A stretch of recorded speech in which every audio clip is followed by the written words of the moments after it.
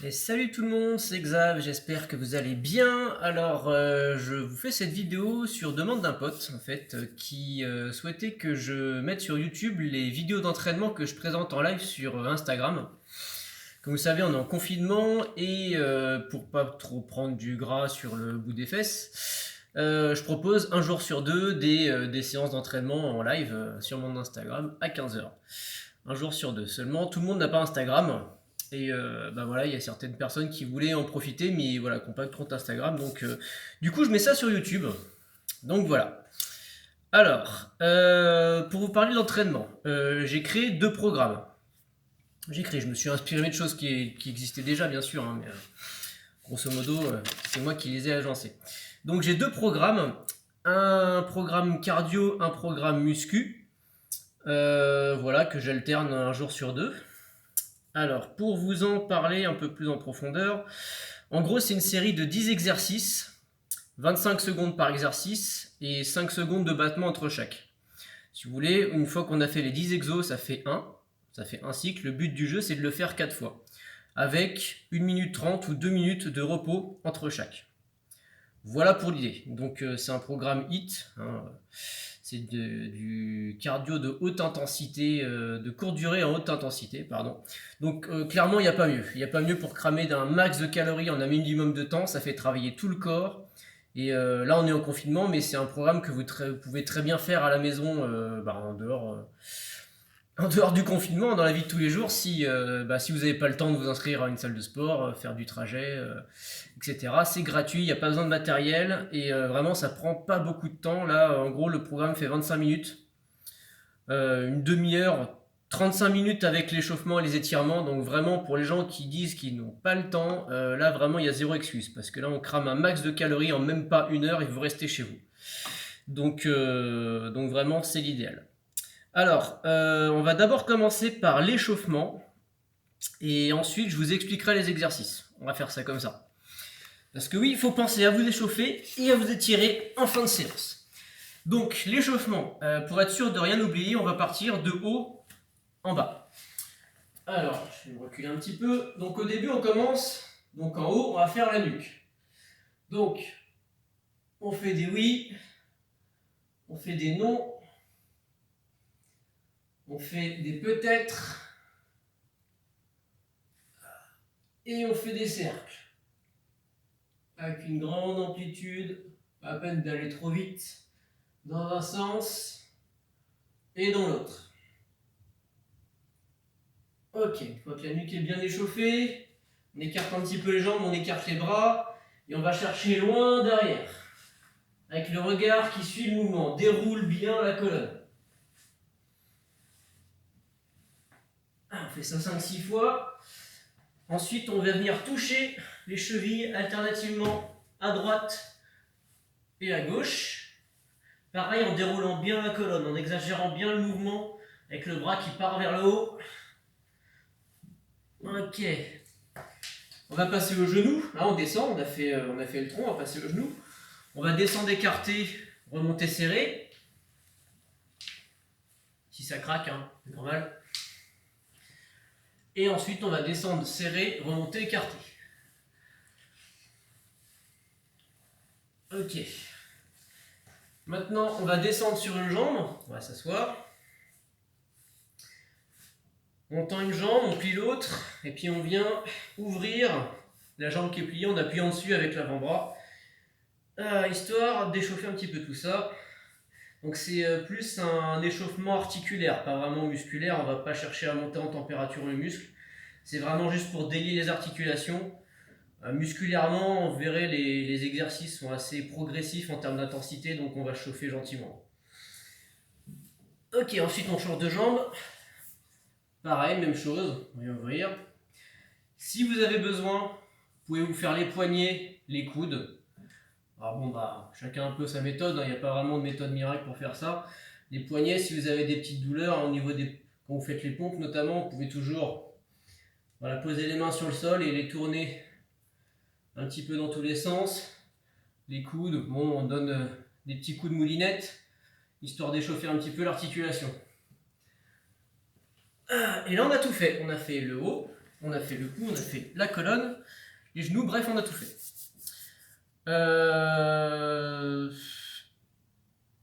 On va déjà un petit, avant de vous expliquer les exercices, un petit détail sur l'intensité au niveau du programme. Il faut comprendre que pendant 25 secondes, par exemple, je vais prendre l'exercice des pompes, pendant 25 secondes, on va faire des pompes. Ok. L'idée, c'est pas d'exploser un record du monde, à savoir, si, allez le plus vite possible, mais dites-vous qu'il faut tenir 4 cycles comme ça. Donc, si vous allez comme un gros bourrin, vous allez vous épuiser et vous n'allez pas tenir la charge, en fait, tout simplement. Vous n'allez pas tenir sur la longueur. C'est un petit jeu de stratégie, en fait, entre force et endurance, si vous voulez. Donc, on s'en fout que pendant 25 secondes, vous fassiez 3 pompes ou vous en fassiez 10. C'est pas du tout l'objectif. L'objectif, c'est que pendant 25 secondes, vous restiez en tension, que vous fassiez un effort. Peu importe l'intensité, que vous alliez lentement, que vous alliez très vite dans les exercices. Ce que je tiens absolument à ce que vous fassiez par contre, c'est que vous mainteniez la qualité de votre exécution. On va le voir notamment sur les pompes. Je préfère que vous fassiez 5 pompes pendant 25 secondes, mais parfaitement bien exécutées, plutôt qu'une quinzaine, une vingtaine, mais finies à la pisse, à l'arrache, en vous tordant dans tous les sens, parce que vous n'avez pas l'endurance et que vous voulez absolument finir votre pompe. L'idée, c'est pas de se blesser, d'accord, même si au poids de corps il y a peu de chance, mais quand même je préfère prévenir. Appliquez-vous vraiment sur la qualité de votre mouvement, et si jamais au bout d'un moment vous pouvez plus, hein, vous n'arrivez plus à faire votre pompe, au moins c'est que vous êtes arrivé à l'échec musculaire, et c'est très bien du coup. Et pour la fois d'après, votre objectif ce sera d'arriver à dépasser cet échec et aller plus loin. Donc si jamais vous n'arrivez plus à faire des pompes alors qu'il reste encore du temps, vous restez par exemple en position statique, en position haute, et vous attendez que ça se passe. Mais au moins vous restez, voilà, vous gardez une tension musculaire tant que le temps n'est pas écoulé. Donc les exos. Alors le premier exercice, ça s'appelle un jumping jack. Alors je vais m'écarter un petit peu, c'est très simple. On part en I, on écarte les jambes et on vient taper les mains au-dessus de la tête. Donc ça fait ça, à vitesse réelle. Donc ça, on va le faire pendant 25 secondes. Ensuite, on aura... Ah oui, alors comme matos, j'ai dit qu'il n'y avait pas besoin de matos. Un petit tapis, donc ça c'est mon tapis de douche, voilà, vraiment, vous prenez une serviette que vous repliez en 3, histoire de pouvoir poser votre cul quand on va faire des exercices de gainage, d'abdos, pour pas se flinguer le coccyx. Moi là je suis sur du carrelage, c'est un petit peu dur quand même, donc voilà, juste un petit molleton pour poser ses fesses. Voilà. La pompe, il y a plein de choses à dire sur la pompe, alors je vais essayer d'être concis. Le plus important dans la pompe, c'est pas la pompe en elle-même, c'est le gainage. Le gainage, c'est la vie. À savoir que, comment est-ce qu'on sait quand on est bien gainé? Il y a un petit moyen de mnémotechnique qui est facile à retenir. Au moment où vous faites votre pompe, il faut que votre poitrine touche le sol. D'accord? Si votre poitrine ne touche pas le sol, genre par exemple, si vous êtes comme ça, si c'est votre tête, c'est-à-dire que vous avez les fesses trop relevées. Là, vous voyez, je suis pas correctement gainé. Idéalement, il faudrait que je sois comme ça. À l'opposé, si votre poitrine ne touche pas le sol, mais pas votre tête non plus, alors vous êtes là, c'est votre bassin, ça veut dire que vous êtes trop cambré. Ça, c'est pas des pompes, hein. Ça, c'est de la merde. En plus, ça va mettre beaucoup de tension au niveau de vos lombaires. Donc au début, si vous ne savez pas faire une pompe, appliquez-vous vraiment, si vous n'êtes pas habitué, du moins avec l'exercice, essayez déjà de vous familiariser avec le mouvement, allez-y doucement et comprenez un peu essayez d'avoir la mémoire musculaire de votre corps pour sentir le moment où vous êtes gainé. Donc vraiment, n'hésitez pas à descendre, limite posez un peu, reposez-vous pour voir un peu dans quelle position est votre corps au moment du bas de la pompe pour remonter. Alors, descendre en position gainée, c'est pas ce qu'il y a de plus dur. Ça, à peu près tout le monde sait le faire. Le plus compliqué, c'est de remonter tout en restant gainé. Et ça, avec la fatigue, en général, on a tendance à négliger le gainage. C'est-à-dire qu'au début, on descend, d'accord? Et l'idée, c'est de remonter, mais remonter gainé, en restant droit. Le problème, c'est qu'avec la fatigue, souvent, on néglige le gainage, on veut absolument se lever, et il peut se passer ça. en fait, on va finir par forcer sur les bras, mais on flingue complètement le gainage, qui fait qu'on se cambre complètement, et on va se lever pour finir sa pompe à l'arrache. Ça, c'est justement ce que je veux que vous ne fassiez pas. Donc, si jamais... en fait, une pompe à l'échec, c'est une pompe où vous êtes en bas et vous n'avez plus la force de monter en supposant que vous restiez gainé. Évidemment, on peut remonter comme ça, en mode à l'arrache, c'est pas compliqué. Et l'idée, c'est que si vous alliez jusqu'à l'échec, que genre votre pompe, vous soyez comme ça et que vous n'arrivez plus à monter. Mais tout en restant gainé. Ça, c'est vraiment hyper important.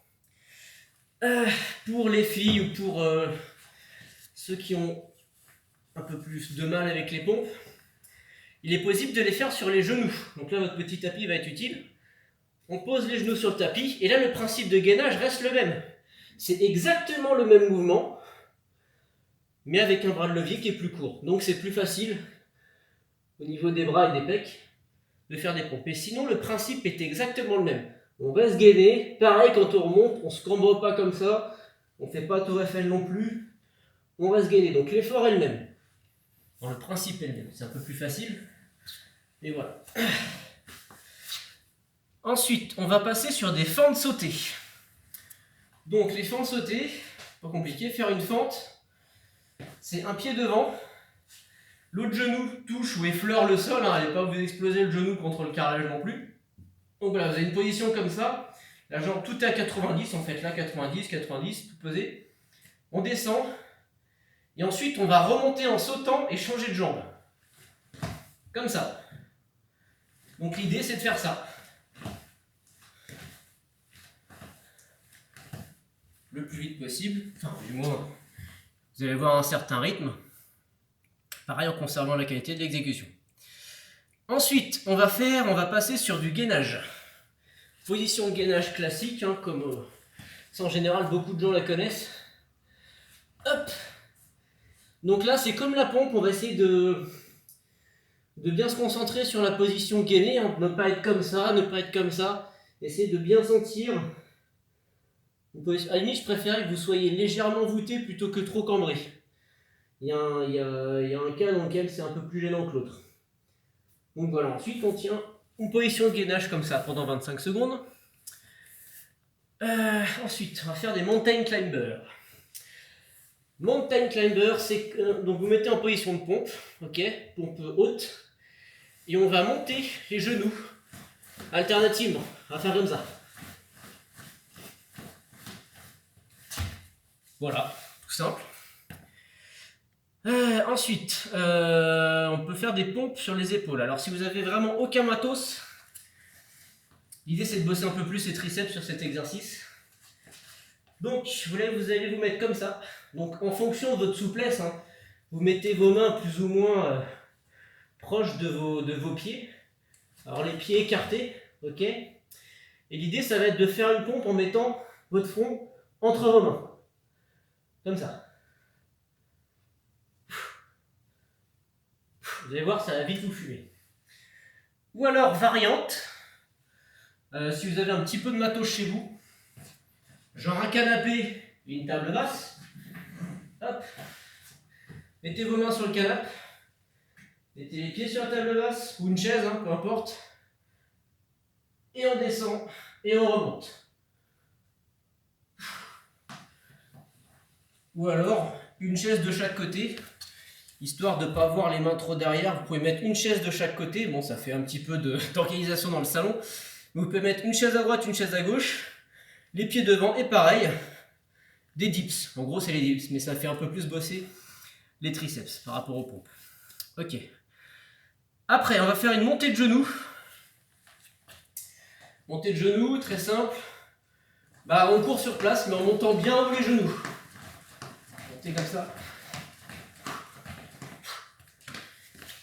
25 secondes. Ensuite, on va faire un exercice qui recrute les muscles du dos. Donc on va se mettre à plat ventre. On va tendre les bras. On va décoller les bras, on va décoller les pieds. Et on va faire des battements comme ça. Sur place. Les bras bien tendus. C'est ça qui va être dur au début, c'est de garder les bras tendus, parce que comme ça fatigue vite, on va avoir tendance à les plier. Essayez de vous forcer à les avoir bien tendus. Les jambes tendues aussi, ça c'est moins compliqué. Et on fait des battements. Ensuite, on va passer en position cuillère. Une cuillère, donc là le tapis pour poser ses fesses. Pas compliqué. On décolle les pieds, on décolle les dos, on reste en équilibre sur ses fesses. Et on attend. Si vous n'arrivez pas à tenir la cuillère, déjà c'est une bonne façon d'essayer de vous y mettre. Vous pouvez essayer pendant 25 secondes. Ça vous fera bosser, tout simplement. Pour la prendre, vous pouvez toujours vous appuyer sur les mains, tendre les jambes et puis essayer de retirer les mains, essayer de trouver votre point d'équilibre. Si jamais vous n'êtes pas à l'aise avec le mouvement, justement pendant 25 secondes, essayez de le travailler. Voilà, et on finira par des burpees. Alors, burpees, je vous montre la version normale et une version débutant si jamais y a des personnes qui ont du mal avec les pompes, justement, puisque là, ça va allier une pompe et un saut. Donc, le burpee, on descend au sol, on descend les mains au sol, hop, dans un mouvement dynamique, on recule les pieds derrière, on fait une pompe, gainée, ok, on remonte. Et une fois qu'on est remonté, on ramène les pieds au niveau des mains, pas besoin du tapis, et on saute. À vitesse normale, ça fait ça.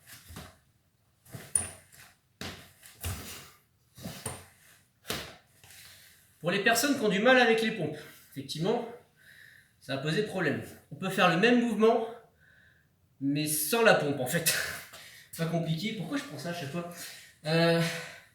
On descend, on recule les pieds, on les ramène, on saute. Donc ça c'est le burpee pour les débutants, où il n'y a pas la flexion des bras.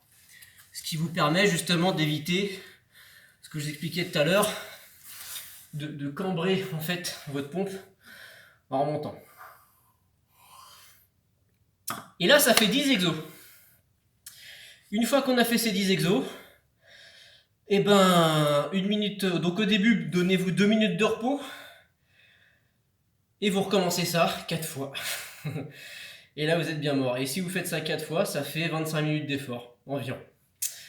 Voilà, voilà. Donc, ce que je vais faire, cette vidéo est déjà bien assez longue comme ça. Ce que je vais faire, c'est dans une deuxième vidéo, je vais vous faire un cycle, les 10 exercices enchaînés. Voilà, avec le rythme que j'ai moi, pour vous donner une idée un peu de ce que ça donne. Et vous aurez juste à reboucler la vidéo, en fait, autant de fois que vous voulez faire de cycles. Je sais que les débutants, pour ceux qui n'ont pas de cardio, qui ont du mal un petit peu, 3 fois c'est bien. Alors après, vous le faites comme vous pouvez. Soit vous faites 1, 2, 3, vous en faites 3, vous arrêtez à 3, ce qui sera déjà pas mal. Soit vous faites 1, 2, et au bout de 2, si vraiment vous êtes éclaté, vous prenez une grande 4-5 minutes de pause et vous faites votre troisième après. Voilà, en gros, vous sautez une étape. Mais dans l'idée, essayez de vous focus, d'essayer de vous dire, je vais faire ça 4 fois d'affilée. Voilà, voilà. On peut aussi complexifier un peu le programme. Je vous ai dit tout à l'heure, il y avait un exercice, c'était le mountain climber, c'était ça. Si vous commencez à être à l'aise avec le programme, que c'est un petit peu facile pour vous, on peut remplacer le mountain climber par un truc dont je ne connais pas le nom. Et l'idée, ça va être ça. Ça va être, vous avez les pieds comme ça. Vous allez une fois à droite, une fois à gauche, une fois au milieu, une fois derrière, et on revient au milieu. Après, on alterne gauche, droite, milieu, derrière, milieu, droite, gauche, milieu, derrière, milieu, droite, gauche, milieu, derrière, milieu, gauche, droite, milieu, derrière. Ça, c'est pour vous donner l'idée un petit peu du rythme qu'on peut atteindre. C'est plutôt sympa. Voilà, voilà. Sinon, vous restez sur le mountain climber. Voilà, donc là, c'était les explications de début. 20 minutes déjà, ok. Donc là, je coupe, je vous fais une deuxième vidéo où je vous montre, je vous fais un cycle. Juste un cycle, voilà. À tout de suite.